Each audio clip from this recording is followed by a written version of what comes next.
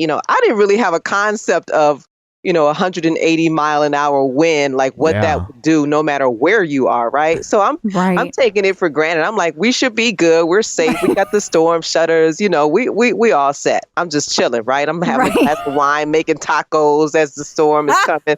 Like, had no idea like what's about to happen right now. It's more than just your output, more than a bike. When you hear your shout out, you know it's all right.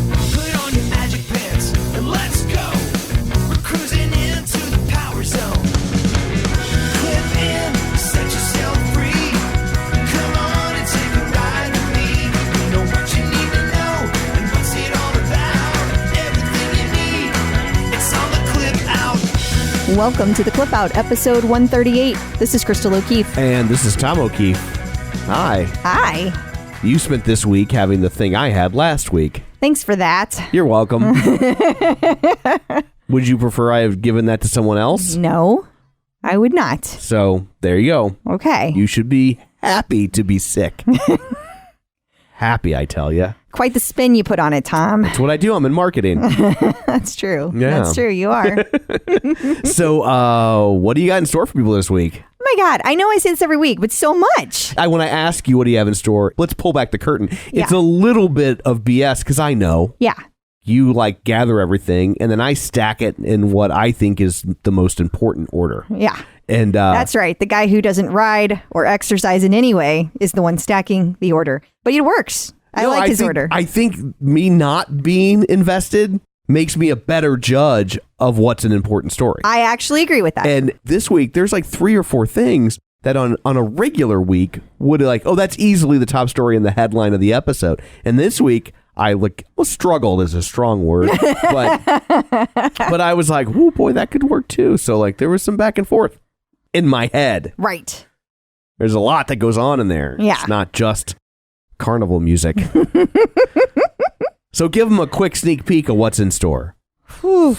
Okay. We're going to talk about a new monitor. Where is it going? What is it for? We're going to talk about some major, I feel, potential drama. Yes. Happening on the mom page.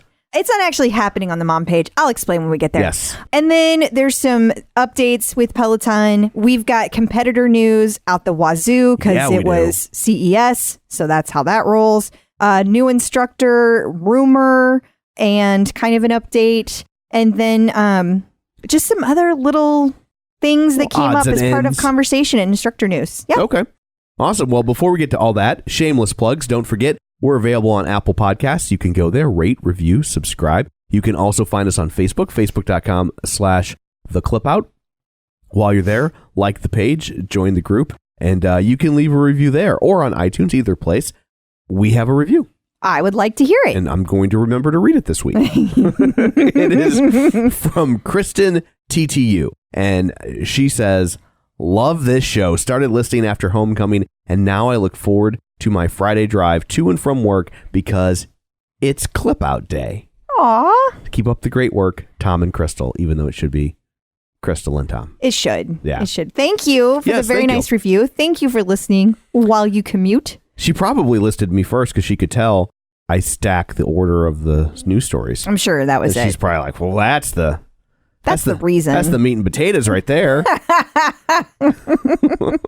Sure, Tom. So also, don't forget, we have a newsletter. So we talk about a lot of things every week. There's lots of links and articles, and you can get that directly in your inbox weekly if you sign up for our newsletter at theclipout.com. And while you're there, if you're so inclined, there's even a donate button. We ain't going to stop you. Yeah. So that's all of the things we have to push. Let's dig in, shall we? It's time for news of the Peloton. So there is a new monitor in the works? Yeah. So according to TheVerge.com, there's a new article, an article that talks about a new monitor that was filed with the FCC. The big question is, what is the monitor for? It's for monitoring. Well, but what device, right. Tom? Oh, I see. So, there's a couple of major lines of thoughts because, I pay attention to what everybody, all the rumors are. There's a huge contingent that feels potentially this could be for a new, smaller treadmill that they've discussed. It could also be for a new rower, maybe both, depending on how big or small the new treadmill is.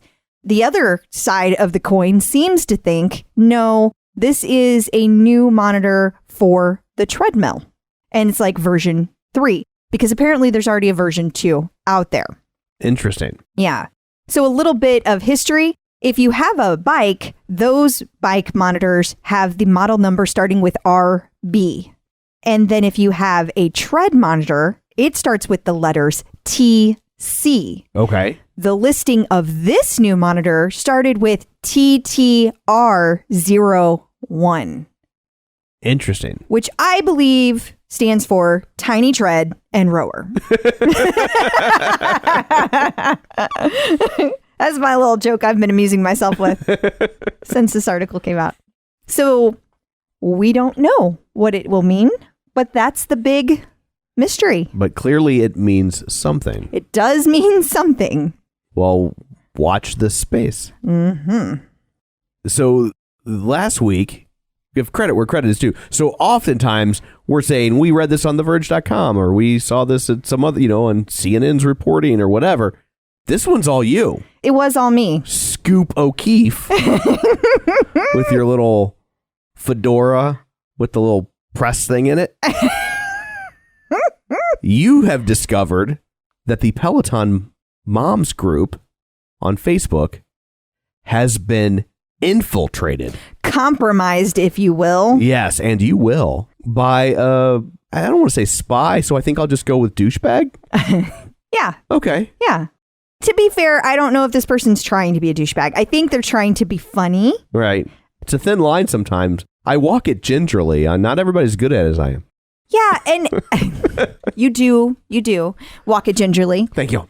So here's the deal. I scroll through a lot of pages pretty quickly. So I happened to see a story that stood out to me on the mom page, and I'm not trying to call any mom out. It just stood out to me. And then as I was scrolling through Instagram, that same story caught my eye, and I thought, well, this person must have posted in both places. But then I saw that what they had done was scratched out the name of the group and left mom group at the end. And then they took out like identifying marks, so there were no names listed. And then they proceeded to make fun of the post. Right. So then I was like, what the hell is this? Because the name of the account, which is called The Mommy Group Says, has nothing but these posts. Right. And it's all posts basically making fun of like privileged women in mom groups. Yes. Complaining about things that seem petty. Yeah. Or like complaining about first world problems unironically. But what bothers me about this is people think that they are protected. I know that they're not. Like first of all, like I realize that if you are on Facebook or you're on the internet, like you're out there. Right. I know that. But these people, not everybody knows that. When they're in a group and it's called a private group, they think that their thoughts are at least somewhat protected. Right. It has not occurred to most of them that they would not only be screenshotted, but then made fun of. Well, but it also makes me wonder if, so this person posted a story about, should we say what it was about? I don't know, because it's going to sound like we're making fun of that story. Well, I mean, we're not. We're just saying what occurred, but they posted a story about children not being happy with a Christmas present. Perfect. And it's a present that most people would feel like your kid should have been happy with, yes. Right? And so then people were chiming in with kind of variations of their kids maybe being ungrateful about things. And so I'm wondering if this Instagram page is seeding these stories, if maybe the initial story is BS just to prime the pump in order to get other people to chime in with their own real life stories. I don't know, because they don't screenshot the comments. Oh, okay. I thought they were doing both. They're screenshotting. I mean, there's a little bit of it, Sure. But it's just like what you can see in the screenshot. Okay. They're just screenshotting the initial. Post. Okay, I thought they were doing both. So I thought they were like priming the pump and then being like, look at what we got all these people to say. So, but either way, like, it's a little seedy. It is. And, so if you are the owner of the account, The Mommy Group Says, and you are annoyed by this, keep in mind, we are not accusing. We're telling you how it looks. We're just telling you how it looks, and this is how it looks. Yeah. So for those of you in the mommy group, watch what you say. Or other groups. I mean, you don't know. No, any groups. This one's targeting mom groups. Sure. But I'm just saying there could be other things out there doing something similar. Absolutely. The point is, nothing is private on the internet. You should never assume it is. And if you are posting in a group, anybody can take a screenshot, anybody, and do whatever they want with it. So be careful out there. So on Saturday, we had outage outrage. You can't spell outrage without outage. That is true. Woo. Yeah. So there was a post that got posted on the OPP. Yeah. Over 700 comments before it got deleted. And it did get deleted.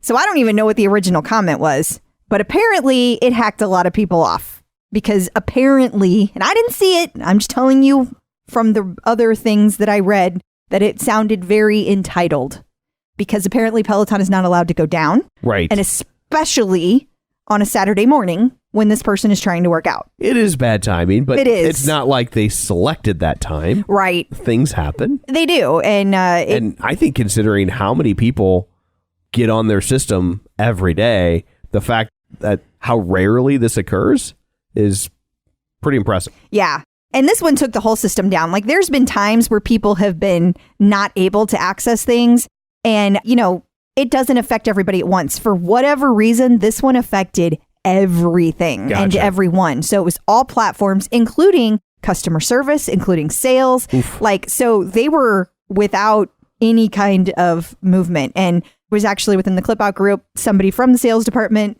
posted and they said it was a rough couple of hours, but they I bet they came into that. They started their day with that and that they survived and it wasn't that bad. So from their vantage point in sales. So they were very imaginative and got the job done. So well, that's good. We appreciate all of the folks at Peloton who worked very hard to make it work, make it work every day, by the way. Yeah. And thank you for all that you do, despite the people crabbing at you. So the Peloton wife is back. I thought we were done. In the Peloton news. She's there. Here we go again. Yeah. Not again, but there's just more. Yeah. Another little postscript, a post. I actually have I Postscript. have like a sub to this that I just saw today. So Peloton lady Monica Ruiz got a free Peloton. It was given to her by Peloton. I just hope to Christ she asked for it. It really is. Here we go again. Yes. Yeah. And I don't know that Peloton gave it to her for free. I am telling you that because a person who claimed to be a Peloton employee said that that is what happened. Gotcha. Don't know. I didn't go fact checking. Right. Just to be clear. But regardless, she did get one. Right. And then the other thing I saw today is she is now a Wilhelmina model as of today. What's Wilhelmina? That's a huge modeling agency. It's like, okay. Yeah, it's pretty much top notch. Wasn't that the name of the boss on Ugly Betty? I don't know. I never watched that show. What? I don't watch Ugly Betty. I'm a man. Well, I never did actually, so I have no idea. Watched every episode. I did not. Sorry. America Ferrara. Cute as a button. Should have been called Cute Betty. Sure. I never really cared for her, but. Well, that's good that she was able to turn this into a move forward in her career. Yeah, definitely. I'm sure there was a period of time where she wasn't sure. Yeah, absolutely. Yeah. Although I am kind of tired of talking about it, so. Yeah, I would be okay if we could skip a week or two. That's why I stacked it so far down in the lineup. I hear ya. Take that. Okay. But while we're talking about the ad. Yeah. There was some interesting stuff that you found at YouGov.com. Yeah, and I have to say that I believe it was Helen Watson sent me this article, so I can't take credit for it. Sure. She found it, but it is at YouGov, and she thought it was interesting. She thought that other people might be aware. So it's interesting. This gives some statistics. It tells about like where Peloton was through this whole debacle from an advertising standpoint. Right. And it said that Peloton actually raced its way to the top of the advertising hill in December, that it had gained one of the most significant increases in ad awareness, which is a YouGov metric that tracks whether somebody has seen or heard an advertisement by a company in the last 2 weeks. So it goes across this little time frame, and it starts at October 27th. And it looks like the first week of November, Peloton launched the ad. And then the of awareness is right around, I'm going to call it 18% on this graph. I would agree with that. Okay, well, it stays there until about... Looks like about December 7th, 6th or 7th. Well, and it starts to tick up. The very end of November, it's starting to tick up. Trending up towards about 20, and then it hits 20, and then that's when the backlash starts. Well, it says the ad goes viral on December 8th, and that's where there's a huge thing. Now, between December 8th and December 22nd, it is now at 32%. So perhaps it wasn't as much of a debacle as we were thinking. Yeah. I mean, I don't think that they did this purposefully. You can't plan something like this. I hate it when people are like, make something that goes viral. Oh, I didn't think about that. Make a viral thing. But yeah, I think that maybe this paid off in ways that in the moment when people are coming at them from all directions complaining, maybe it didn't feel like, but at the end of the day, it was a net positive for them. I would agree. But they clearly aren't done with commercials because it sounds like there's already another new commercial in the works. I don't know what the end result is going to look like, but I know that it stars Tunde. Awesome. And I'm really excited about that because she's brand new and she's already starring in a commercial. That's so cool. Yeah, good for her. So there were some companies that hope to be competitors to Peloton. Yeah. That had some news this week. And Echelon, who we make fun of to no end. Oh, yeah. But I have to say, they were bringing the heat this week. I will admit that this is a surprising development. Yes. I don't know what I think of it yet because, we'll just explain. Echelon has announced that they are partnering with Samsung to expand their offerings. Now, the reason I'm not sure about that is because Samsung is a big deal. Yeah. I very much respect the Samsung. We have multiple Samsung products in this household. Almost everything we have is Samsung. Yeah. That's a lot of things. So they're saying that this partnership, this is a big one. There's a couple other things from Echelon, but this one, they're saying Echelon is going to have classes that are going to be available on more than 20 million TVs. It's going to come through a launch on Samsung Health on TV, and people are going to have access to free and exclusive content from partners in general, but including Echelon. Very interesting. I wonder, so I guess Samsung's going to have their own health app, and Echelon will be a portion of that. And Samsung already has that. Yeah, but there's not going to necessarily be an Echelon app on your Samsung television. Correct. Which is probably for the best for Echelon, because I know that, like, we have a Samsung television, and I don't really go digging through to look if there's new apps, but if it's a Samsung app, Samsung is more apt, no pun intended, to push it in front of you to try and get you to notice it. Yeah. So, I mean, that's good for them. And then they had some new products that they revealed. Yeah. And this is the other part that I think you were referring to, that they were bringing the heat. And they now have a rower. Right. And there was another product they did. Oh, it was a treadmill. Treadmill, yeah. So now they have the 4 products that, because they have a mirror already. Right. So they had the bike. They had a mirror that they were doing a complete knockoff of as well. And now they have a bike and a rower that they just introduced at Consumer Electronics Show. So the treadmill was a little weird looking. No, that's a different one. Oh, sorry. That's a different topic. I get them all confused. I know, there's so many. And there was a lot this week that came out because it's the next topic. But it was all covered at CES this week. And there were multiple things that happened. I don't remember seeing a picture of the actual Echelon treadmill. I did see a picture of the Echelon rower. Okay. I mean, it's another rower. There's only so many things you can do to the design of a rower. Yeah. Yeah. But to that point, there's another treadmill entering. Yeah. So you might remember that Lisa Nyron is a past Peloton instructor. Uh-huh. She also came on the show and we interviewed her. And she was working for a company called Studio. Right. She was doing what is very similar to Aptive and such, where they were doing like runs on an app, like outdoor runs. And they started using it on treadmills as well. And that was around the time that Peloton had announced their treadmill, but they hadn't come to market with it yet or anything like that. It was just out there. So that was, I'm just giving you a time frame because at this point now Studio has announced that they have a treadmill that they are putting out in the market They are partnering with Humai. I'm not exactly sure how you say it. It's spelled Humeai, I believe. Okay. And it's a company that claims that they have more wearables than anybody else in the world. They've sold more. And they seem to do like third-party aftermarketing stuff. So Gotcha. like you don't see their name on it, People so you buy wouldn't it know. and brand it with their own thing. Exactly. Gotcha. So Studio has partnered with this company and they will have this tread. Now, the interesting thing about the treadmill that they are coming out with is that it also has a 43-inch glass that is put on the wall right in front of it that looks very similar to what you would think of when you think of the mirror concept. Right.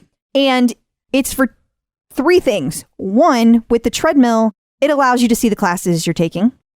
But 2, with the treadmill, it also has a camera in it that allows it to see your movements and to be able to tell you whether or not your form is good. That's pretty interesting. Not going to lie. If it works. Exactly. Yeah. And if you don't want to be seen, if you're concerned about that, you Sure. can cover up the camera very easily. No big deal. The third thing it's supposed to be used for is to do any other kind of floor workout. And they specifically mentioned yoga, sculpt, and something else that I can't remember right now. Yeah, the treadmill looked like it had a significantly smaller footprint than Peloton's, but it looked like it was designed where like you would leave a gap between the treadmill and the wall that the TV is hanging on. Well, okay. So yeah, let's talk about that. The reason I'm just not sure how I feel about this treadmill because it does sit back from the wall. It would have to because that screen is 43 inches long. Right. And it goes all the way down to the floor, not to the floor, but the base of the treadmill. Gotcha. Now, you'd need to have some movement or be able to see around that because if you're going to do floor work and use it on the treadmill, you would need to have it in such a place that you can see it from both directions. So I Right. think that's why you pull the treadmill back. The other thing that I'm not too sure about at all, I'd need to see it in person, feel it in person. It doesn't have any crossbars. There's nothing that goes across the front of the treadmill. Right. So basically, you could go off the front or the back of this treadmill, is what I'm trying to say. And then it's got these arms that look like the arms of a hospital bed or something. Yeah, it reminded me of like when my grandma fell and had to do physical therapy. That's of, like- exactly what it Yeah. reminded me of, which I'm not really digging the aesthetics of that. But beyond the aesthetics, I worry about the safety. We had several people chime in today, and I felt that Susie Barris made the most compelling comment about that. By the way, she usually listens while she's on her tread running. So hi, Susie. She said that because she had brain cancer, she had all of her treatment. Her scans have been clear. Woohoo. But the point is she still has all of these like dizzy spells and Gotcha. stuff, balance issues. And she's saying that like, if you don't have something in front of you to grab, that's really scary. Gotcha. Because if she starts to fall, I mean, just human nature, if you start to fall, you put your hands forward. Yeah. So if you don't have something in front of you, what the hell? Like that's really dangerous. And then the other thing is that the controls are on these handlebars that we already described look like hospital beds, but you put your phone on it. And according to the article that was here, it says that you control the treadmill with your phone. Interesting. So you had a pair, like Bluetooth on the I suit. guess. Yeah. Yeah, unknown because we haven't seen it. Right. And it's all new and it was just released at CES. And I mean, the studio folks are super excited about it. And Lisa Nyron, who used to be, again, an instructor at Peloton, she is, gushing about this. She says that it's an amazing treadmill. Like it's not unsturdy at all. And if I ever get a chance to go look at it in person, I absolutely will because I would love to do that. So to be fair, I don't know. It gives me pause from a lot of safety concerns. I mean, treadmills are already a really dangerous thing to have in your home. If you have kids and they get on, I mean, bad things happen to kids and animals.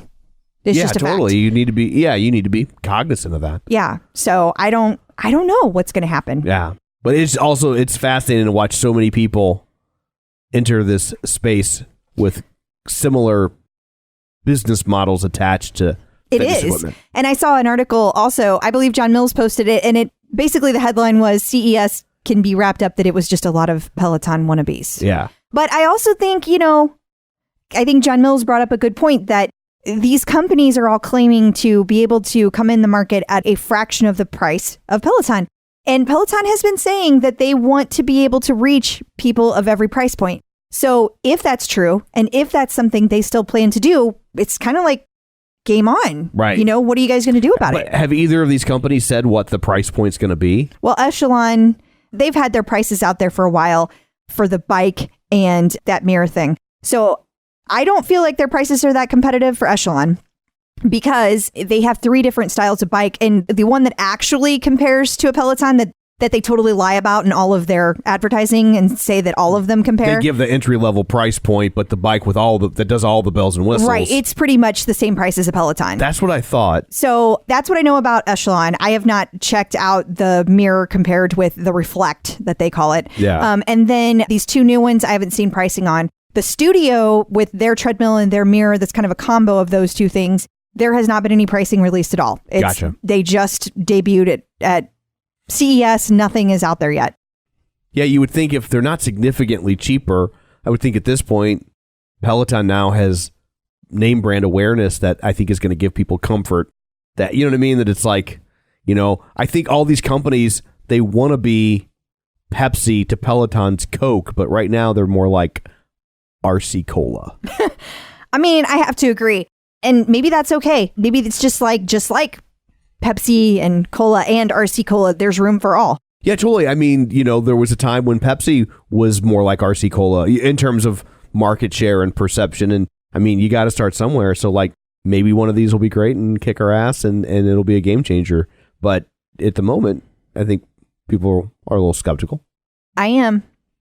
So the Peloton Prophet had a prediction about Germany a little while back. Yeah, that's exactly right. And we had talked about Eric Jaeger was going to be one of the new German instructors. And so we had our first German instructor, and that was Irene Schultz, and nothing was said about Eric Jaeger. And here we are in January, and there was a post he had on Instagram that he was clearly, for those of us who study Instagram far too hard, that it was clearly taken from the Peloton HQ rooftop. Ah. Yeah, we know, because we got issues. We watch way too much Instagram. And way too much about Peloton. Yeah. Let's not forget that. Well, as soon as that was posted, before you know it, it was taken down. But the damage was done. Too late. That ship has sailed. Everyone saw it. And I don't even know where this came from, but supposedly his first class is going to be on January 14th. So I don't know. It's not on the schedule, so I'm not sure why they think that. But gotcha. We'll see. It's looking more and more like the Peloton Prophet was right. That is true. Yet again. Yes. Don't question the prophet. prophet.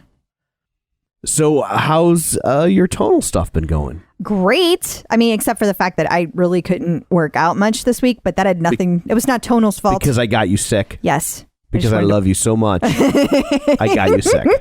My love makes you sick. I get it. You've made that very clear. Wow. Anyway, but I was just looking at my numbers yesterday. Right. And because I was able to finally do a workout. And I have been doing tonal for 9 weeks now. Then I'm in the middle of my second program. And I have increased my strength by 55%. Holy cow. Yeah, that's insane. That's a lot. It is. Well, good job. Thank you. I'm very proud of it. And I'm very excited about it, too. So do you know what your next thing is? How far are you into your current plan that you're doing? So they're usually 4-week programs. And the one I'm in right now, which is called Lean In with Liz Letchford, I am 2 weeks in. I just finished 2 weeks. So I have 2 weeks to go and then I'm switching.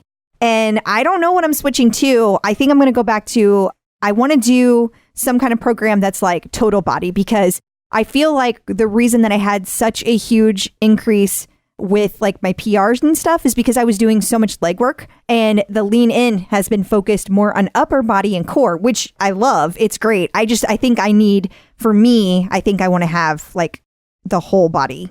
Gotcha. Or the other thing I might do is do something more specific, but then intersperse it, because they have lots of really cool things you can try. Like they have like a selection of HIIT classes that you can do that are more fast paced, designed to get your heart rate up. And then they also have just like one-offs that you can do that aren't part of a program that are like, you could just throw in a lower body or throw in a core workout, or they have the yoga. So lots of options. Awesome. Well, you can buy a tonal now and take the challenge to crush your 2020 goals. If you buy one before January 20th and complete 12 workouts in 30 days, they give you $250 back. I mean, really, that's that's a great deal. It is a great deal. What a huge incentive. Yeah, absolutely. I just think that's such a great plan to like, hey, if, you use this like you should, and we'll reward you. I think it's great. Yeah. So sweat it out with workouts from strength training to cardio to yoga. And you can learn more about their Commit to Fit challenge at tonal.com. I thought this was kind of cool. Like, I know that like when you complete certain activities on Peloton, they give you badges, but they up to now have been digital badges. Mm-hmm. But some of the stores have actual badges now. Yeah. Apparently you can get a little Century badge when you go to the store. Well, that's cool. Yeah. Do you have to like pull out your phone and show them that you did 100, or how do they do that? I mean, word of mouth says that you just tell them. It's based on the honor system as of now. So, but I will say that like the couple times I've been in the store, they just pulled up my profile and they were just like randomly, not like in a creepy way, but like, oh, you do this or you like that or that kind of thing. So they very quickly can look it up if they know your leaderboard name. So it's not a big deal. Is that in all stores or select stores? Do we know? I think it's in all stores in the continental US, but I don't actually know because I just heard this kind of sporadically. They didn't make an announcement about it. This was just kind of coming in from different stores. Gotcha. So I don't know if they're rolling it out. I don't know if this is everywhere. I don't know any details about it. Except that now you got to make a special trip to the store. Yeah, exactly. And I don't know also if there's anything happening like with the UK, Germany, Canada. I haven't heard anything from those areas, so I don't know. I think that's pretty nifty. I think it is too. It's pretty nice looking too. It's, about the size of your digital badge. It's what it looks like from a visual standpoint. Right. And it looks like a pin. Like it looks metal. Yeah. And it's engraved. It's very nice looking. Oh, wow. That's cool. Yeah. So we watched a movie last week. We did. It was great. Don't worry, we're not going into a real spoilers episode. No. But called Brittany Runs a Marathon. Yeah. And, I posted about it on Instagram and Facebook, but I feel like there's a lot of you out there who probably don't follow social media that closely that might be interested in it because this movie is so great, especially if there's something fitness-wise that you've struggled with in your past or that you want to do, but you're not sure you have the courage to do it, or maybe you're not sure you have the time to commit to it. And this movie for me just brought like all the feels. Like, she starts out overweight and she goes to her doctor and, she has to deal with all the mental aspects of like, I want to make a change, but I'm not sure how to do it. And like, I'm not going to go blow by blow on what happened, but it was just some very powerful points that really spoke to me. Like the very first time she decides to go for a run and how like her hand was on the door and then she pulled it off. Yeah. And then she put it back on. And then she put it off. And then whenever she started running, like she was like just to the end of the block. And then the block just kept getting longer and longer. Yeah, they did like that shot in Vertigo where the camera zooms in as it's pulling back. So everything stretches. For our younger listeners, it's the shot they stole that from in Poltergeist. Too. But I felt it. Like I vibed with this character so much. And it's a true story. Like that's the other thing. It's a true story. And she eventually, there's no spoilers here. There's a whole thing that she's trying to do for the New York City Marathon. And it's very inspirational. And it was shot at the 2017 New York Marathon. So you see actual footage of that. But we should also say that it's a funny movie, too. It is. It's so funny. It stars Jillian Bell. And you would probably recognize her, but not necessarily know her name. But she had some pretty featured roles on like Curb Your Enthusiasm. I think she was in 22 Jump Street. Okay. And she's been in stuff like that, and she's really funny, but this was kind of her first starring role, I think, and it was a funny movie. I enjoyed it too. And she also said that she actually had to gain 40 pounds for the movie. So like her weight loss journey that you see was real. Yeah. And so I, as a person who's struggled with weight loss in my life, I appreciated that. Yeah. It was very cool. And if you're looking for it, if you have Amazon Prime, it was an Amazon movie, so it's available for free with your Prime Video package. So there you go. Perfect. And on the heels of that, there was an interesting article about running late in life. Yeah, and you found this one. Every once in a while, I do a little work. Well, you've been really doing that a lot of work lately, because this is like the third article in a row you've come up with. So it talks about how this article is called "Too Old, Too Slow, No. Debut Marathoners May Add Years to Life." And it says that first-time marathoners, they seem to be even if they take on the challenge later in life, they are able to lower their blood pressure and have healthier arteries. And they were talking about, on average, the study that they looked at, there were 138 first-time marathon runners. And on average, those new runners were 37 years old and 49% were male. And they had not been running for more than 2 hours per week before the study began. It's interesting that the split is almost perfectly 50-50. I agree. Because 49% is like, that's exactly the gender split, right? Because 51% of the population is female. So like it is interesting. Yeah. And it said also, for fellow people who don't have race paces, we just like to finish what we start, like myself. The average marathon time at the end of the study was 5.4 hours for women and 4.5 hours for men. So, I mean, they weren't breaking any records. Right. And it wanted to see, so after you've done this event and before you've done this event, what kind of arterial stiffening or hardening did these people have? That was the whole point of it.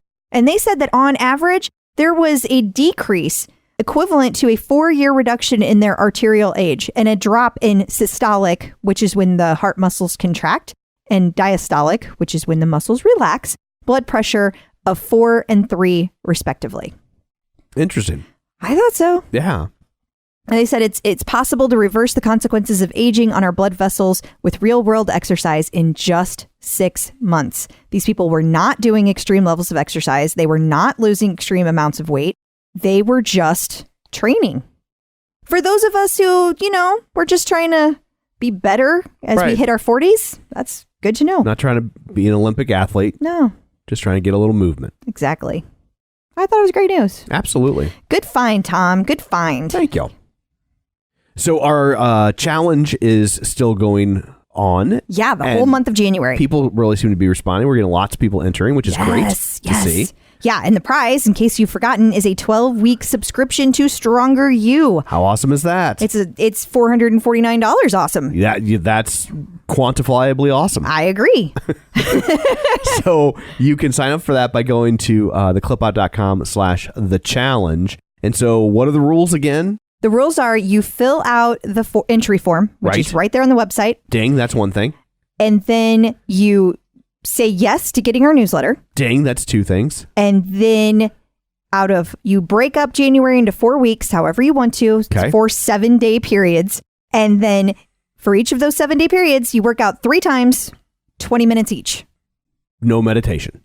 No meditation. She figured that out because that's the kind of thing I'd do. Yeah. She's like, what would Tom do? Yeah. Yes. So it fits in very handily with stuff you're already doing. Exactly. You don't have to do anything you haven't done before or not planning to do. You just need to do it 3 times a week. That's right. And the only other thing you need to know is it needs to be on your Peloton records. So you can do it on digital. That's fine. But we need to be able to go into your Peloton profile and see what you did. We're going to check you. So if you win, that's what we're going to be doing. And if you don't meet the criteria, you no longer win. We will move on to the next person. You'll never know that you won. We won't even tell you. And we should probably also say the fine people at Stronger You who were kind enough to throw in this prize. We had so many people asking us about the discount that we did over the summer. They have revived that discount. They did. They gave us another discount. It's going to be 10% off of any of their packages. And all you got to do is enter the code, which is called ClipOut20. Very simple. So you just go to their website, strongeryou.com, and enter ClipOut20. Boom. You save 10%. And that's good through the month of January. Yep. So there is a new partnership in the works? There is. It's all about clothes, Tom. So okay. I know you're not going to be interested in it, but it's a partnership with Peloton. They partnered with Athleta and Hill City. So Athleta might sound familiar to you because it's a Gap brand. Okay. For a lot of people, this is a very big deal because this is kind of like people buy Athleta a whole bunch. It's a huge, huge seller in the community outside of Peloton. And so the other really, really cool thing is there were real people from our community that were included in this whole that's thing. neat. And it wasn't supposed to be released until the 15th. We don't know what happened, but it got leaked. So real quickly, I want to give a shout out to Steve Chan, Christina Ribeiro, Sienna Ferris, Mike Miller, and Holly Hayes, who were all fine models for this awesome campaign beginning on 1/15 when the new collection drops. Well, that's really cool. Congrats to all of you. Yeah. And Alex Toussaint has a partnership of his own. He does. Super exciting. He's not going anywhere for anyone who still thinks that. Calm down. I know. Yeah. Well, anyway, he joined Ladder Sport as an athletic training advisor. So this is amazing. Really good news for him. Just like, some of our other instructors they're doing Adidas or they're doing Nike. We have lots of ambassadors for that. That's very similar to what we got going on here. But he gets to work with people like LeBron James. So I don't know if he's actually like working with them, but like he's on the same level because they are also represented by people like LeBron James. This is huge for Alex, and we are so proud of him. I always know when an athlete is a really big name if I have heard of them. I agree. Because typically, if they're not a Harlem Globetrotter, you got nothing. I don't know who they are.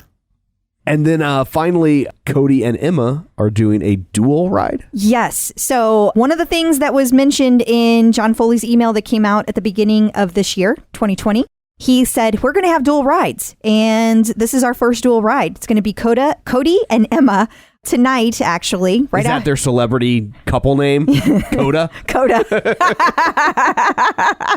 I kind of dig that. Yeah. So it's going to be at 8:30 p.m. Eastern. It's going to be a groove ride. So if you like Cody, you like Emma, you might remember they were dancers together in a former life. They're being brought together again for the first dual ride of 2020. Awesome. Checking in with the Peloton community. So joining us today via the magic of Skypeophone is Monique Caradine. Hi, Monique. How's it going? Hey, Tom. How are you? Good. And Crystal is here. It would be odd if she wasn't. It would be a little weird. Yeah. It would.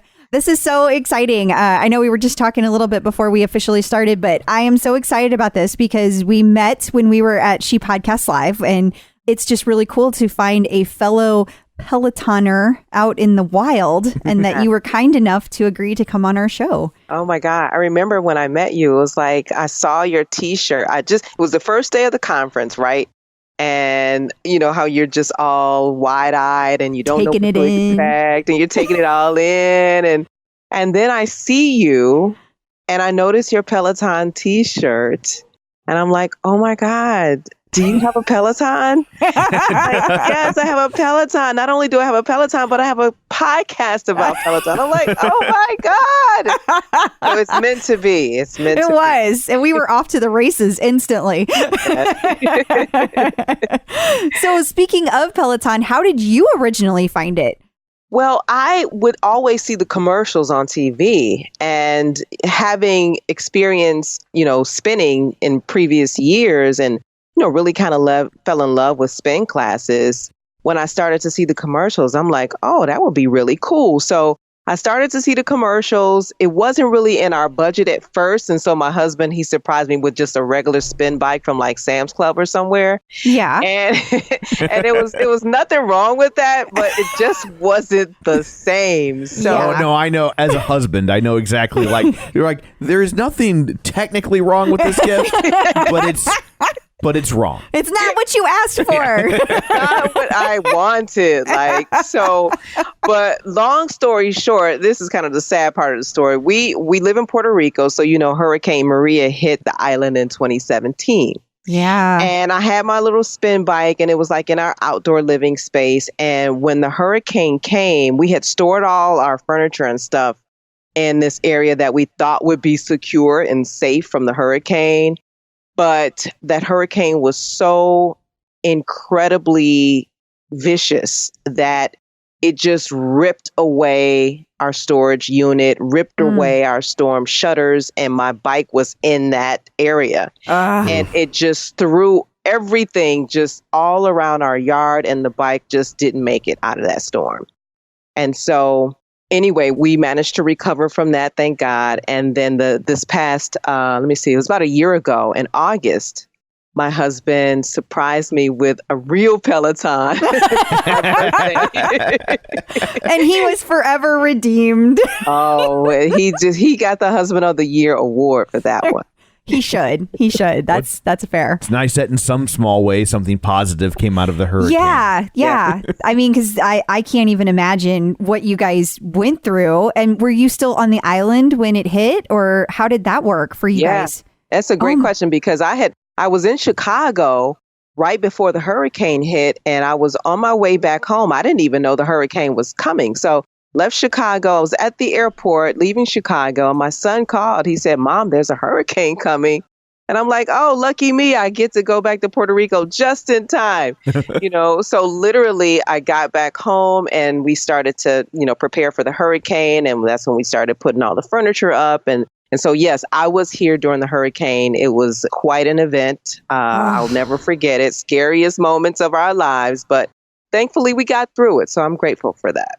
So where do you go when a hurricane is coming, especially when you're on an island? Yeah, that's a great question. Oh, my goodness. It's so weird because, living on the island, we've been here for about 6.5 years now. And we had hurricane scares and threats before, but nothing ever really came. So we'd get like a little tropical storm or something like that. And so when this hurricane came, I'm like, okay, well, the way our house is positioned, we're like in kind of like a valley. So we're like at the base of a little mountain area. And so I'm like, we should be good. Like, I didn't really have a concept of, 180 mile an hour wind, like what that would do no matter where you are. Right. So I'm taking it for granted. I'm like, we should be good. We're safe. We got the storm shutters. We all set. I'm just chilling. Right. I'm having a glass of wine, making tacos as the storm is coming. Like, had no idea like what's about to happen right now. And so, for us, we had made the commitment to just hunker down at home. Right. And we put all the shutters down and we had our generator and we had, some water stockpiled. So we were like, we're good. Gassed up the cars. But really, to answer your question, there is nowhere to go. They had shelters and stuff here for people who lived in homes that were not, structurally sound, so to speak. And so those people went to shelters, but there's really no place to go. So you just got to hope and pray that your house can withstand the damage. And the rest of your house was okay? Yeah, so we did have damage. Most of the homes in Puerto Rico are built in concrete because this is a hurricane zone. So, they try to account for that. But we did have damage, about $150,000 worth of damage. And, we lost some of our roof and we lost like a lot of our outdoor space and shutters. I mean, the wind just came in and just ripped everything apart. But thankfully, again, you guys, I'm just so grateful that we were able to, we had the resources to repair the damages and the insurance helped out a little bit, but not a lot. But it did help out a little bit. And so at this point, we're all good. So that's amazing. Yeah. That's amazing. I'm glad to hear that. I mean, I know it's already been a couple years since then, obviously, but like it's hard to come back from that. So I'm really glad to hear you guys are in such a good place.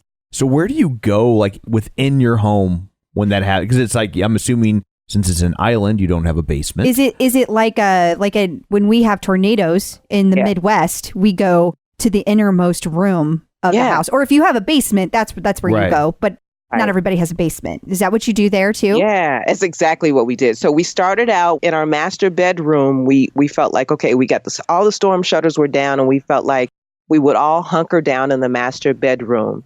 And then if it got really bad, we would come into the walk-in closet of the bedroom, right? Okay. And so it was me, my husband, and my son, and our dog. The crazy thing about it was this storm was so bad as it started to intensify. The balcony doors to our master bedroom started to buckle and give way as the wind started to increase. Oh my goodness. And so at that point, we decided it's not really safe to stay in the room because we had just ironically had some construction done on our balcony. And so the doors they wouldn't lock down like they typically would. And so as the wind would blow, the doors would literally like slam open. It was so weird and scary. So we decided early on that, because my husband was literally, Tom, you're going to trip out on this. My husband trying to be the strong man. You know how y'all do, right? No, not me.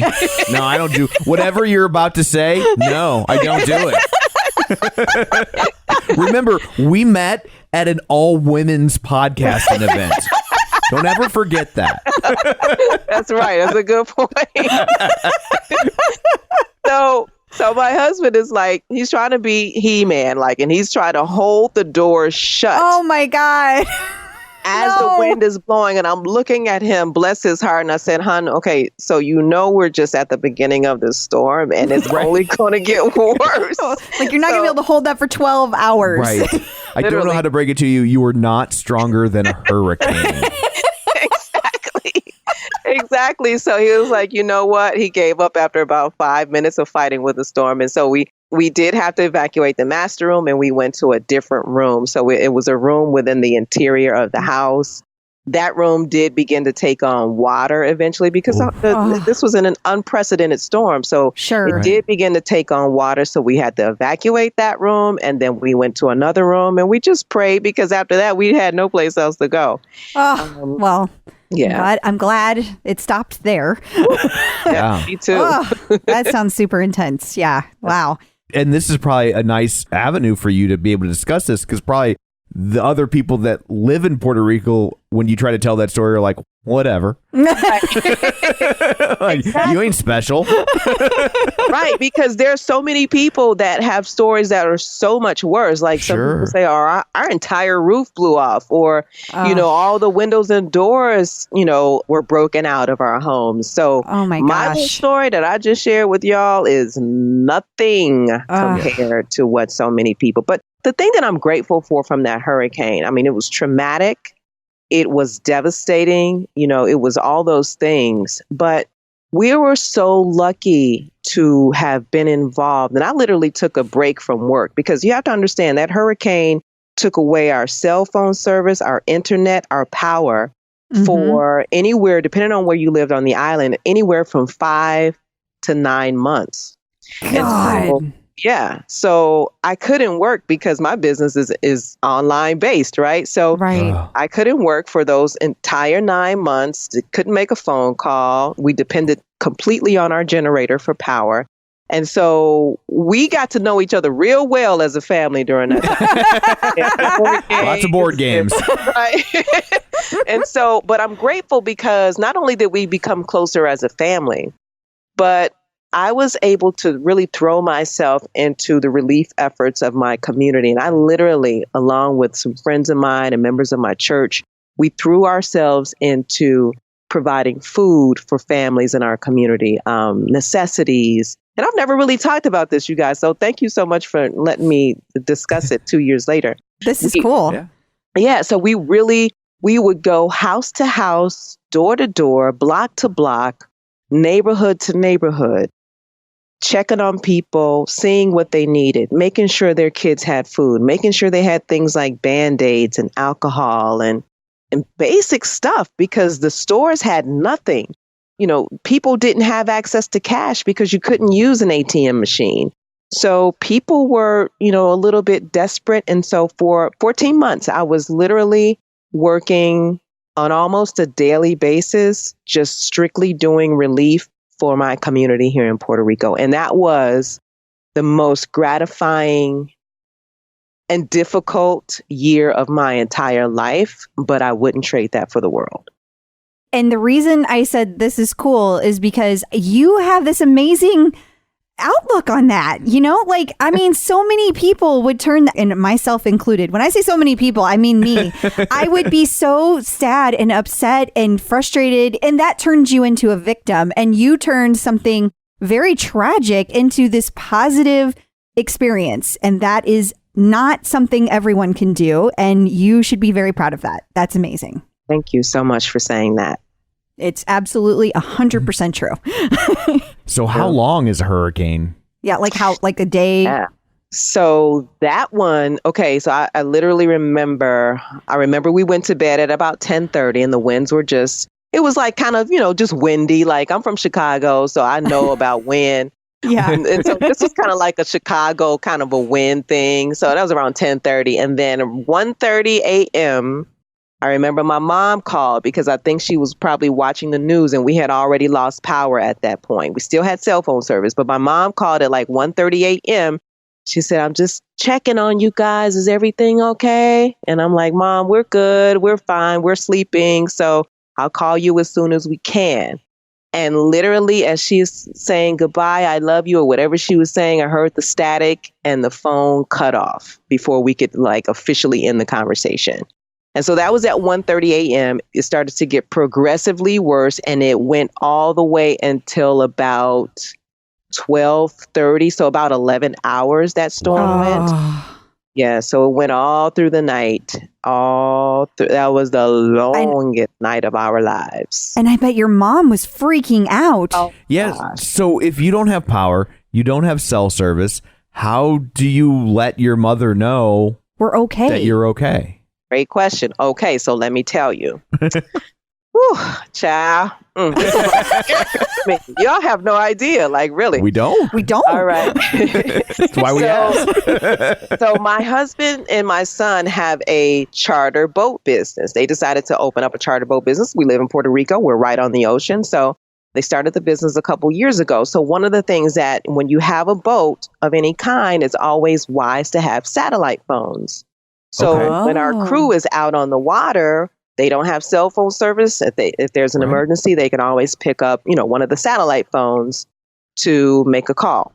So he had the presence of mind to say, okay, we knew the hurricane was coming. I'm going to make sure I go get the satellite phones off the boat. So God love him. Wow. Oh my God. Right? See, that's way more impressive than holding down a shutter.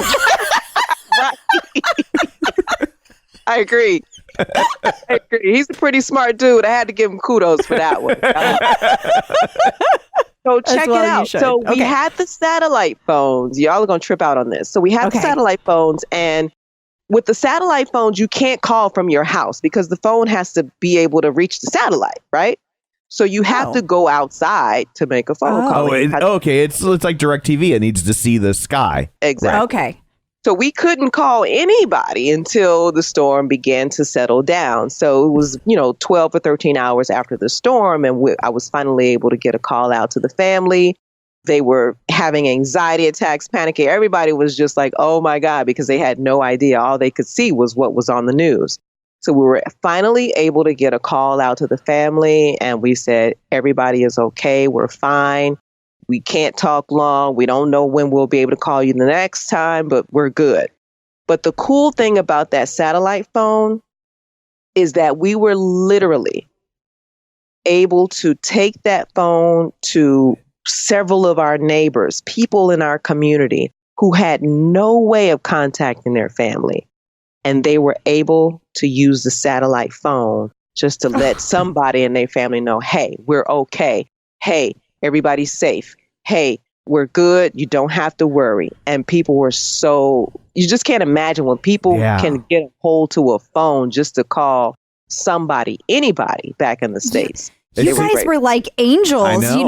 You're walking around with this ability to communicate, and nobody else has the ability. I mean, I bet they were just like, when you walk. As soon as she started the story, I'm like, this ends with like everyone using the satellite phone. And I'm like, she probably could have paid for the damage to her house. Like, and it's $5. Yeah, no, seriously, people literally were offering to pay us. They were like, we'll give you $20, just let us use your phone. And it's like, dude, chill, no problem. I mean, we're all in the same boat. So absolutely. Don't be trying to have no long conversation though. Just, save some juice for the next guy. Yeah. Exactly. Oh my gosh. You guys are amazing. What an ordeal. And look at you finding all these ways to help other people. You could have just, you could have been like in the movies where it's like a post-apocalyptic scene and they're like all crammed in their house and they won't open the door for anybody. And you guys are out like, hey, anybody need some Band-Aids? Call your mom. I love that. I love that. Yeah. So when you finally got power back, what was the first thing that you did? Oh, that's a good question. So when I finally got power back, I think I did several things simultaneously. I think I used my dishwasher and my washer and my dryer probably all at the same time. Yeah, that's fair. My first thought was like, take a hot shower, but the water won't be hot. Like just because you got power back, your hot water heater hasn't heated it up yet. Yeah. So you still gotta wait. Yeah, it was quite an ordeal. And like I said, we had a generator. So, it was challenging to keep that thing filled up with gas on a weekly basis, but we managed to do it. But there were a couple of days where we had no power. We had no generator. And so I literally had to cook dinner out on the barbecue grill. And I had to, figure out, like, there were days I didn't have my hot coffee because there was no way to make hot coffee. So it just was, you really discover what you're made of, And you guys are resourceful.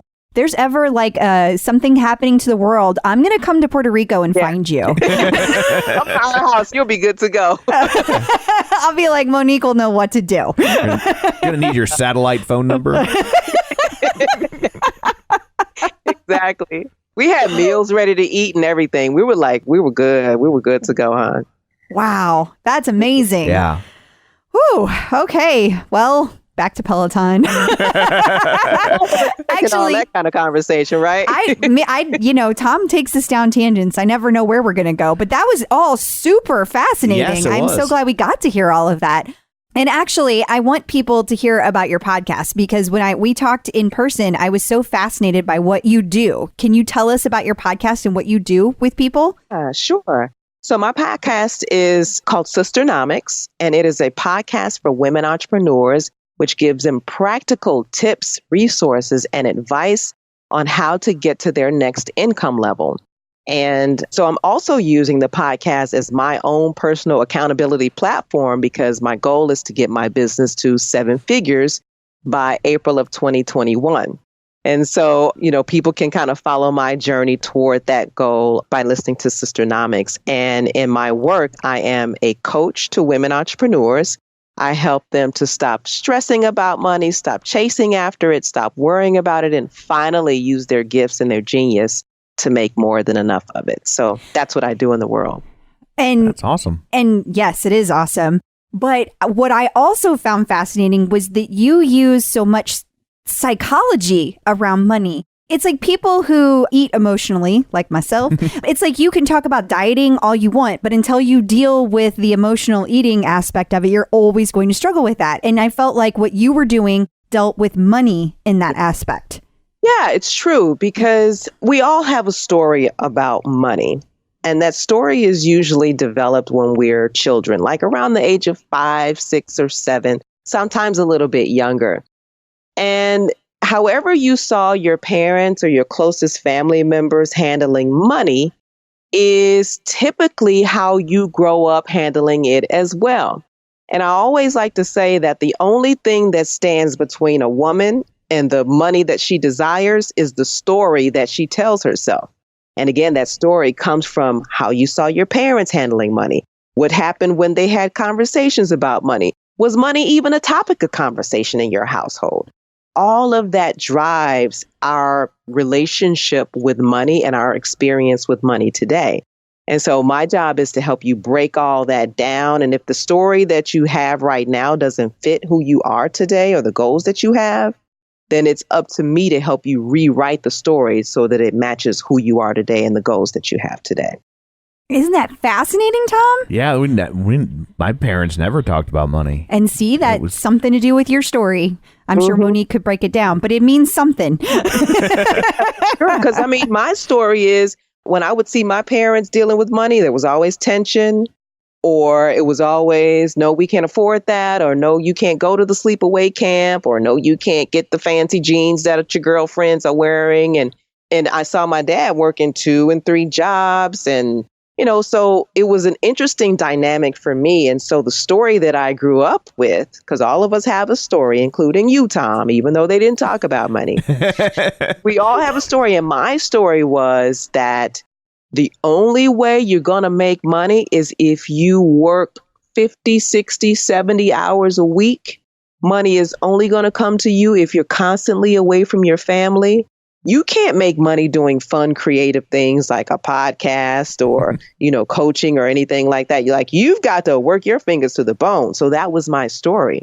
And so I'm still, even as a money coach, even as a host of Sisternomics, even as a person who's had a successful career in broadcasting and radio and TV, I still every day have to work on my money story because I have to make sure that those old disempowering thoughts and beliefs I have to make sure that they're not affecting the person that I am today and the income that I want to create today. That's funny because those are all messages my parents sent me, and then I ignored them. Yeah. and didn't do any of them, and now I have the fun job. Yeah. Yeah. So you kind of found a way to create your own story to do what you wanted to do, but not everybody can. You know, there's many, many years that I felt like I had to work 80 hours a week to be able to make enough money to support the family. Right. Like before you and I were married. Right. I mean, just to be clear for anybody listening out there. I'm gainfully employed, listeners. Pulling my own weight, which is considerable because I'm fat. Oh, you aren't. Stop. You are hilarious. So yeah, I used to do that all the time. So I think what you do is just fascinating. And I hope people who listen to our podcast check you out, because I think that what you are doing is really great and can help a lot of people. Yeah, I love doing this work because I know that when we have enough money, first of all, when we adjust our relationship with it and realize that there's no shortage of money out there, that there's plenty of it, and it's enough of it to go around for all of us to be wealthy. When we start to realize that and we start to take away the stress and all of the misunderstandings around money, then we can begin to create it and create it easily and create it in fun ways, and then also create a legacy of wealth so that our children and our grandchildren and our great-grandchildren can benefit from that. Because I think that's the way it should be. When all of us are wealthy, we have the ability and the resources to really, make an impact on the world. And I think that's what it's really all about. I agree. Yeah. That's awesome. Yeah. And I should throw in here, because you would like this, I was raised by a female entrepreneur. He was. So how about that? Yep. Really? Yeah, in the 70s, no less. 70s and 80s. But yeah, tell her about the award your mom got from the... Oh, so my mom owned a printing company. Well, both my parents owned printing companies. They owned one together, then they got divorced and started separate printing companies, but not like in a competing way. But she was really involved with the community and did all sorts of stuff. And I still have the plaque she got when she was made, and this is what the plaque says. It cracks me up. Me too. First lady president of her Rotary Club. What? I know. It kills me. I love it so much. I mean, because, bless them, they were trying. They were like they meant that in the nicest way. way. They loved her so much. They didn't mean no harm. No, they did not. But it's just funny now to see it and say first lady. I think she might actually been the first female member in the Rotary Club when they first opened it up to women. She joined, and then in classic Betty O'Keefe fashion ended up taking over the whole goddamn thing. So stinking cool. I love that. Wow. Okay, really back to Peloton this time. Okay. So it sounded like when you and I talked that Peloton was kind of your go-to workout at this point, and I would like to hear why that is for you.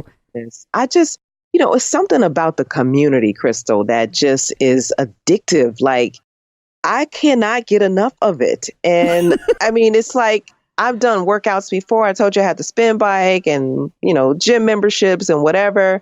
But this is the first time that I have been so consistent, because when you have the access to the community, then you start to make connections within the community.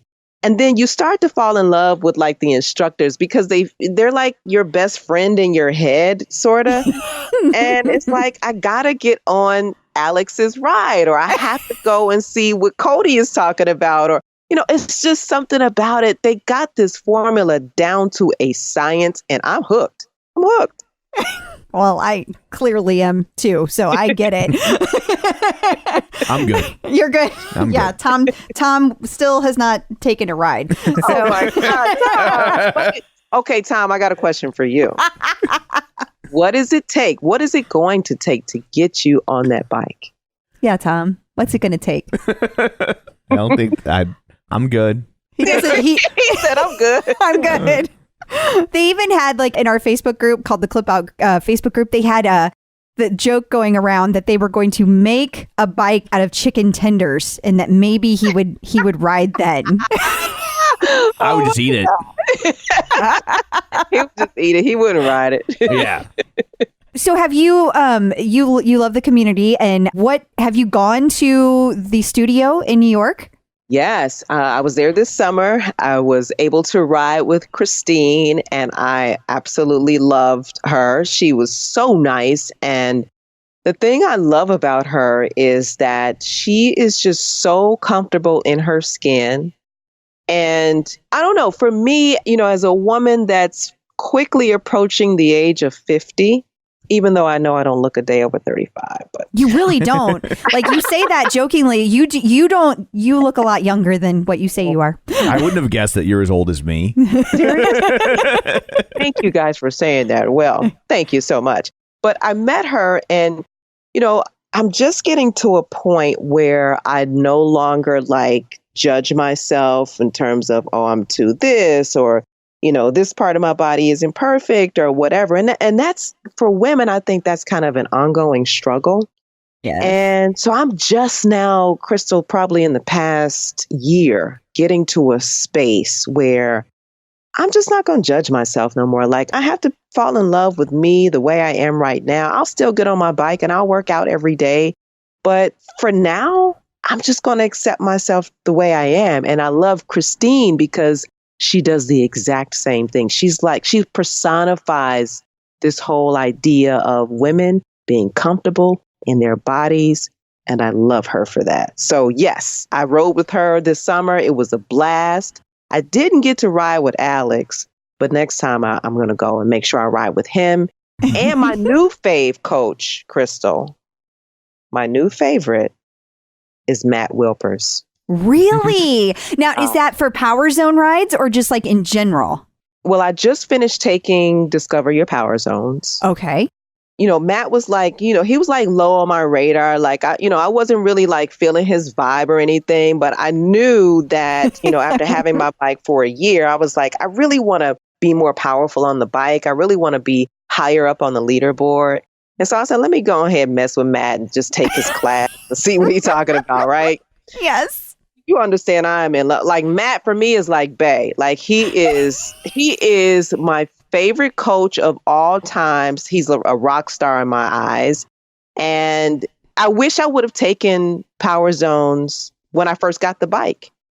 Really? That's so interesting because I have this theory that if you like one instructor that you have 3 or 4 instructors you really connect with, but typically they kind of fall in quadrants. And if you're an Alex girl, it's very rare that you're a Christine and Matt girl. Now, if you're Christine, you're definitely Matt. But Alex usually is not lumped in with those 3. So I am really fascinated by that. Yeah. I've really tried to try a little bit of everything. Good for you. And you're right, because I'm in the BGM community and all of them are in love with Alex. They love Robin. And that it's very few in the community that love Matt. But the thing I love about Matt is that he makes the bike make sense. It's not just ride until your heart falls out. You don't kill yourself with him. It's everything he does has a strategy to it. It has meaning behind it. And that's the thing I look for in a coach, someone that can literally guide me to my next level. And that's exactly what he does. That's why I love him so much. He's amazing. He does do that. That is absolutely true. And I think that's wonderful. And I love that you try all the different instructors because we all should. I mean, you don't know who you're going to mesh with until you take a few of their classes. So I think that's really great that you do that. For sure. I mean, the bike has so much to offer. How can you not? It's just, that bike is everything, girl. It's just the floor workouts, the yoga, the meditation. I want to do all of it. I would literally today, when I finished my workout and I worked out with Matt today, I said to myself, I wish I could literally just spend the whole day sometimes exploring some of these classes because they're so amazing. I love it. Love it. I hear you. You have no idea how many days that I am at work and I'm like, I want to go home and work out. I know how you feel. And then she gets home and I'm like, let's watch TV. And I'm like, oh. Yeah, those workouts. I mean, my husband is to the point now where he's like, so you going to work out right now? He kind of knows, right? So it's in my household, my husband, my son, they're like, you working out tonight, right? Yes. So everything else is going to have to wait. I'll get back to it when I finish my workout. It's just a part of my life now. Here's the thing. Things might have to wait, but your workout will never be as long as the weight of post-hurricane. Oh my God, that's right? true. So, so you're like, I'm going to be gone for 45 minutes. You can deal. Exactly.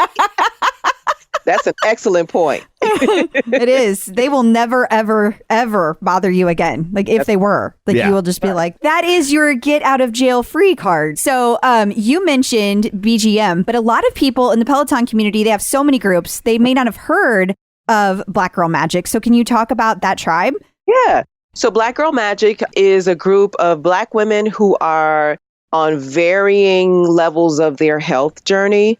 But I love this community because it's just so positive and everyone in there is encouraging and everybody respects where the other person is on their journey. So you got some people in there who are like fitness models and true athletes. And then you got people like me. I'm just a mom just trying to stay active, a few times a week.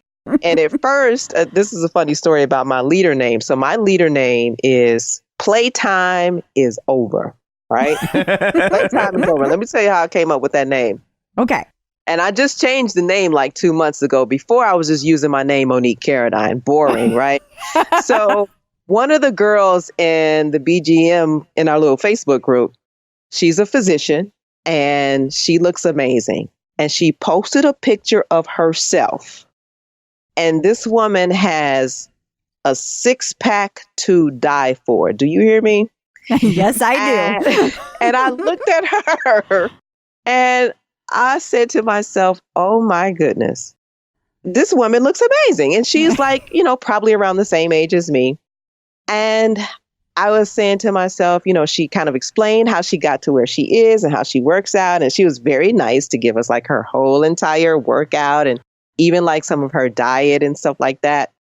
And I looked at her and I literally screenshotted her picture on my phone because I'm like, if she can do that, I can do that. And that is what made me change my name to Playtime is Over. So I can remind myself daily that I've got to take it up a notch. And that's what made me take Match Discover Your Power Zone.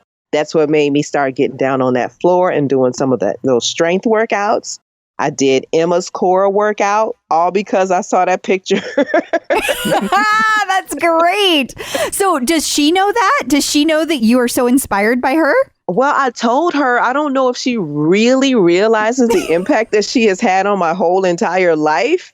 But I did tell her that she was truly an inspiration for me.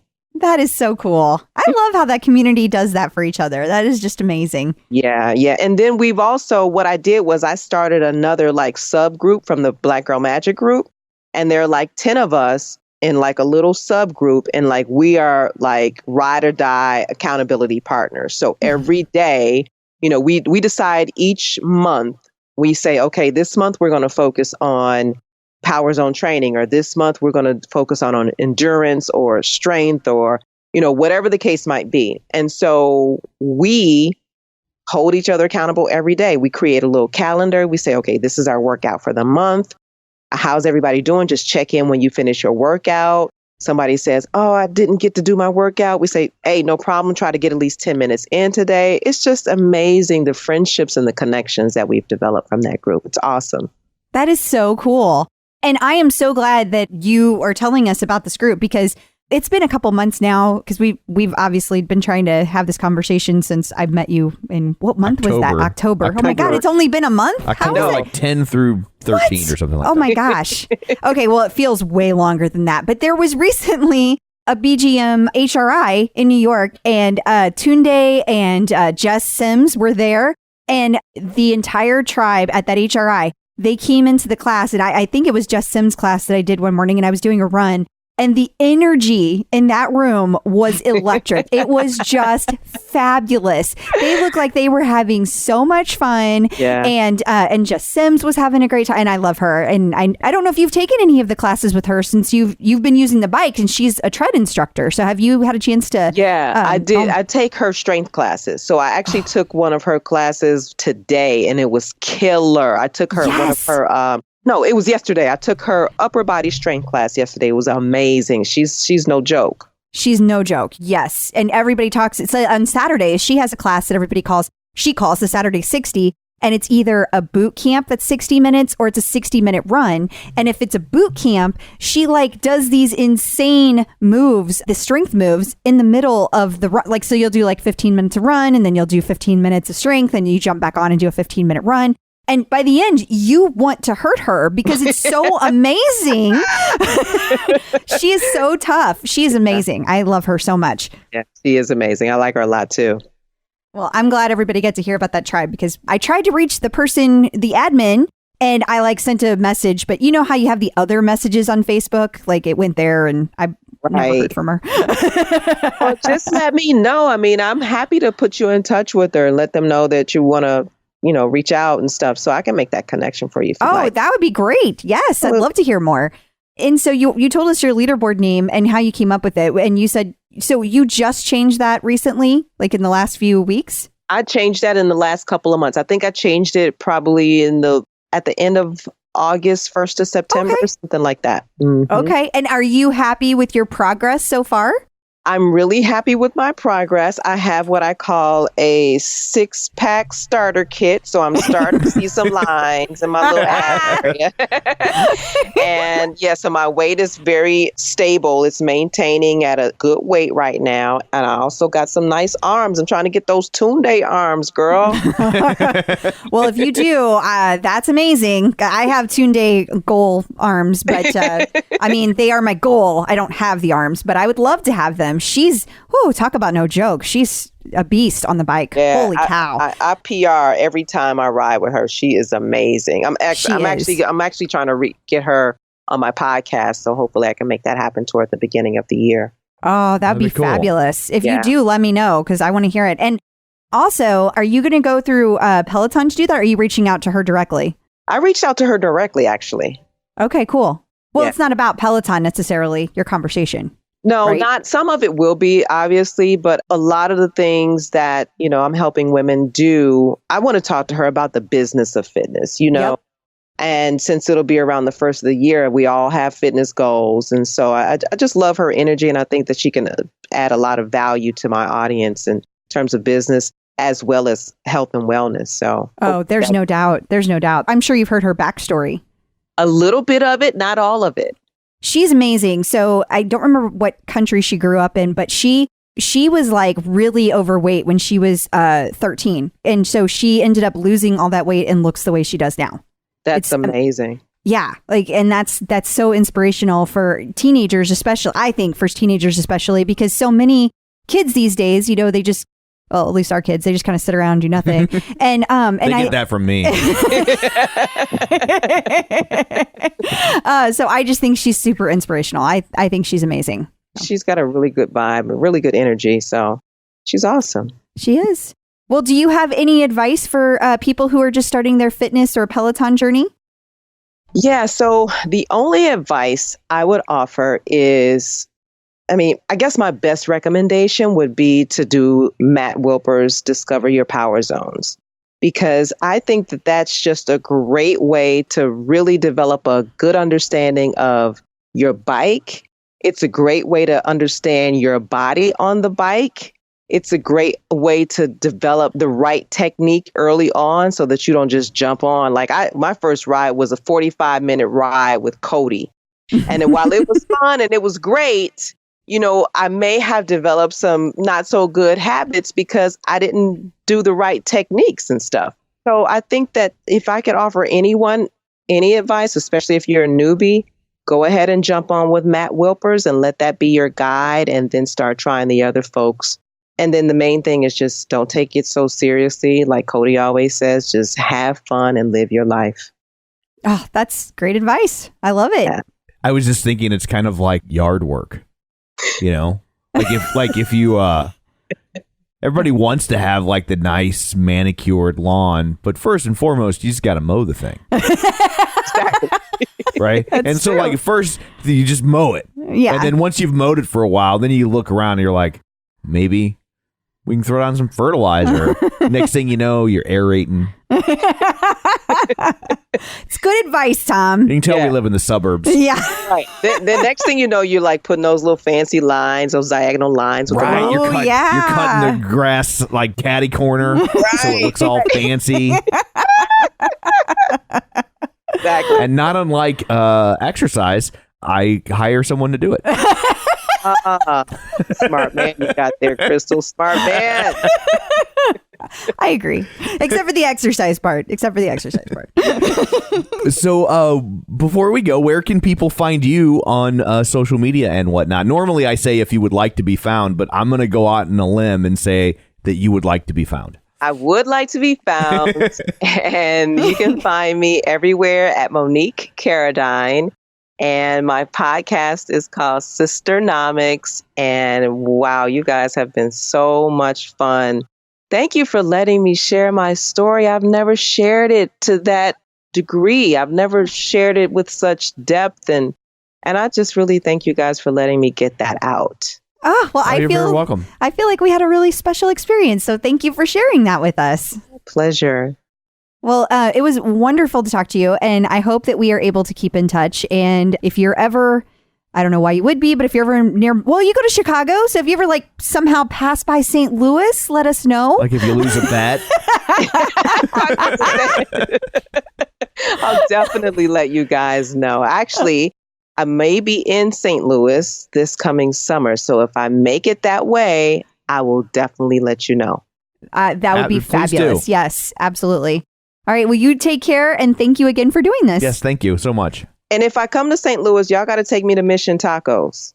We'll do that. That's not a problem. That's so easy. Yeah, that's there's an easy a one. bunch of them. Yeah. Yeah. Okay, cool. Yeah, Right. that's easy.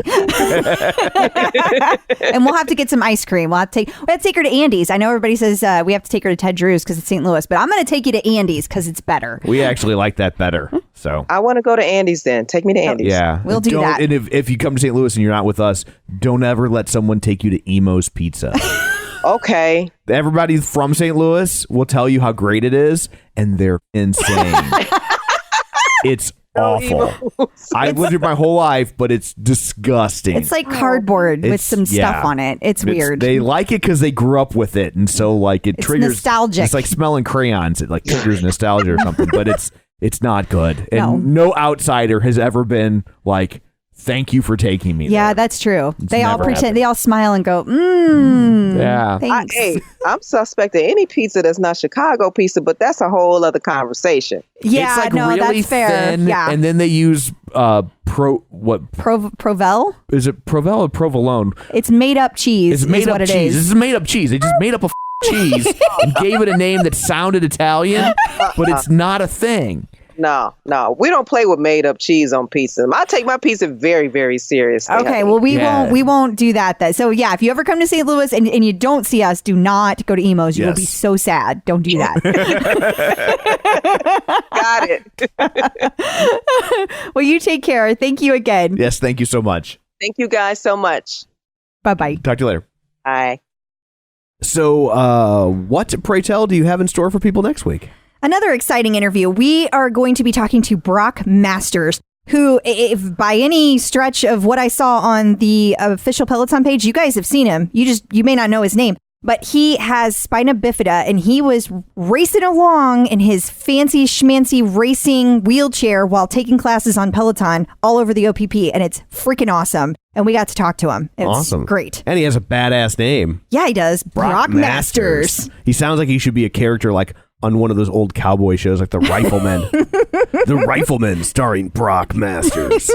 So anyway, that's who we will be talking to next week. Until then, where can people find you? People can find me at facebook.com/Crystal D. O'Keefe. They can also find me at Instagram, Twitter, on the bike, and of course the tread at Clip Out Crystal. And you can find me on Twitter at Roger Kubert or on Facebook at facebook.com/Tom O'Keefe. Don't forget, while you got your podcast delivery device in your hand, you should make sure to subscribe so you never miss an episode. And of course, if you want to find out more about the show, you can do that at facebook.com/theclipout. While you're there, like the page, join the group, and of course, sign up for our newsletter at theclipout.com. So that's it for this week. Thanks for tuning in, and until next time, keep pedaling and running. Clip in, set yourself